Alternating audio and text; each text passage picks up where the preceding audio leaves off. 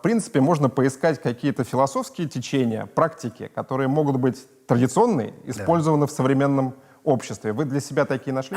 Я просто сейчас занимаюсь идеологией очень самостоятельно.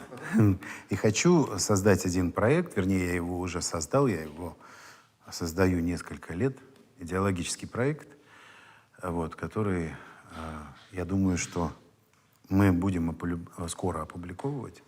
Вот там как раз есть такое понятие, как кодекс чести.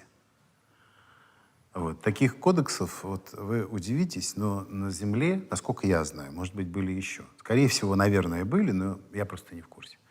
Это были самурайский кодекс чести и кодекс чести чеченский Кёноха. Все. Вот за основу взяты именно эти кодексы чести, где, ну, их просто стоит почитать, Кёнах почитает, если людям интересно, просто я не буду пересказывать. Ну, да, конечно. Вот, книга Кёнаха, она так и называется.